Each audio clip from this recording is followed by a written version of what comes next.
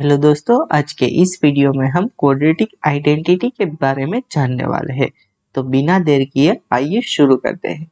हमें पहला क्वेश्चन दिया गया है x minus A into X minus B divided by C minus A into C minus B plus X minus B into X minus C divided by A minus B into A minus C plus X minus C into X minus A divided by B minus C into B minus A equals to 1.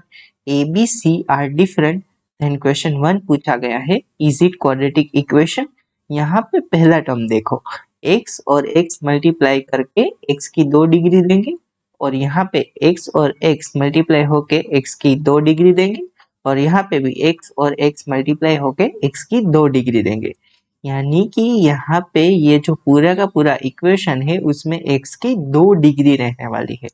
यानी कि ये जो equation है वो कौन सी equation है? Yes, it is quadratic equation, right. तो ये जो इक्वेशन है वो क्वाड्रेटिक इक्वेशन तो है ही है। अब दूसरा क्वेश्चन पूछा गया है is it satisfied by A B C, यानी कि ए बी सी से क्या ये इक्वेशन सेटिस्फाई हो रही है या नहीं हो रही है। तो यहाँ पे अगर a सब्सटीट्यूट करे तो ये पहला टर्म 0 हो जाएगा, a माइनस ए 0। सिमिलर तरीके से लास्ट टर्म a माइनस ए 0, तो लास्ट टर्म भी 0 हो जाएगा। बचेगा बीच वाला टर्म जो कि होगा a minus B into A minus C divided by a minus B into A minus C, जो कि ये दोनों न्यूमरेटर और डिनोमिनेटर कैंसिल होके हमें 1 दे देंगे। तो यस, a से तो सेटिस्फाई हो रहा है। अब b की बारी, v यहाँ पे पहले टर्म में पुट करते ही ये कैंसिल हो जाएगा और दूसरे टर्म में सब्स्टिट्यूट करेंगे तो ये दूसरा टर्म भी कैंसिल हो जाएगा। तो तीसरे टर्म की बारी आई, b minus C into B minus A divided by B minus C into B minus A, तो ये कैंसिल होके हमें 1 दे देंगे। तो b से भी सेटिस्फाई हो गया। अब c की बारी, जैसे ही c दूसरे और तीसरे टर्म में सब्स्टिट्यूट करेंगे तो वो दोनों कैंसिल होके 0 दे देंगे और पहला ये जो टर्म है यहाँ पे ये हो जाएगा c minus A into C minus B divided by C minus A into C minus B, जो कि मिलके हमें 1 दे देंगे। तो इसका आंसर क्या आएगा? Yes, it is satisfied by A comma B comma C, यानी कि तीनों जो है उससे सेटिस्फाई हो रहा है।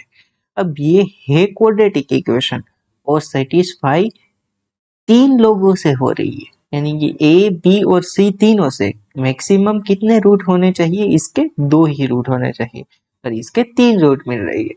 यानी कि अगर ऐसी कोई क्वाड्रेटिक इक्वेशन मिल जाए जिसके 2 से ज्यादा रूट मिल जाए तो वैसी क्वाड्रेटिक इक्वेशन को हम आइडेंटिटी बोलते हैं। क्या बोलते हैं? आइडेंटिटी,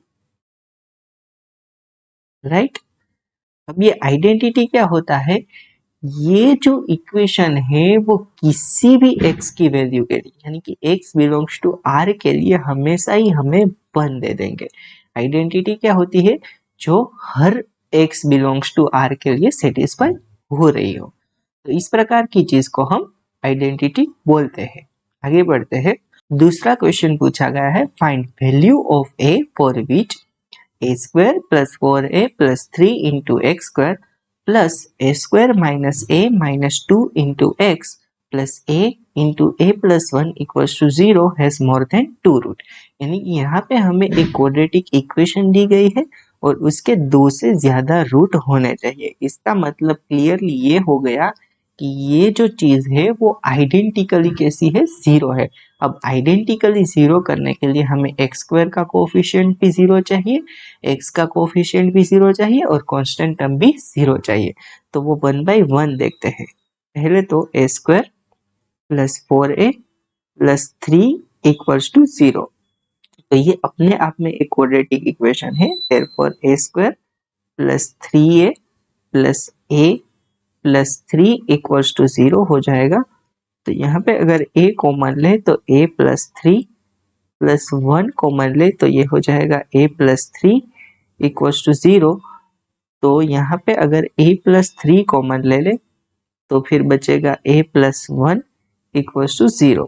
तो यहाँ से हमें मिल जाएगा a इक्वल्स टू -3 और -1। सिमिलर तरीके से x का जो कोफिशिएंट है उसे भी हमें 0 से इक्वेट करना होगा, यानी कि a square minus a minus 2 equals to 0। तो यहाँ से ये हो जाएगा a square minus 2a plus a minus 2 equals to 0। Therefore अगर a कॉमन ले तो ये हो जाएगा a माइनस 2 प्लस 1 कॉमन ले तो ये हो जाएगा a माइनस 2 इक्वल्स टू 0। तो ये दोनों टर्म में से a माइनस 2 कॉमन ले लेते हैं तो a प्लस 1 इक्वल्स टू 0 हो जाएगा। तो यहाँ से मिल जाएगा a इक्वल्स टू 2 और -1। सिमिलर तरीके से हमें कांस्टेंट टर्म को भी 0 लेना होगा। इसका मतलब होगा a into a plus 1 equals to 0। Therefore a equals to 0 और -1। तो यहाँ से हमें तीनों के तीनों में जो वैल्यू मिल रही है वो लेनी होगी। तो पहले में से a इक्वल्स टू -1, दूसरे में भी a इक्वल्स टू -1 और तीसरे में भी a इक्वल्स टू -1। तो इसका आंसर जो है वो a इक्वल्स टू -1 हो जाएगा। इसका मतलब ये होगा कि जैसे ही a इक्वल्स टू -1 लेंगे हम तो ये आइडेंटिकली 0 हो जाएगी और इसके मोर देन 2 रूट्स होंगे, राइट, यानी कि ये आइडेंटिटी हो जाएगी। तो आई होप आज का ये वीडियो का कंसेप्ट आपको समझ में आया होगा। आज के इस वीडियो में हम यहाँ तक रखते हैं। We will continue this series in next lecture. Till then bye bye, have a nice day.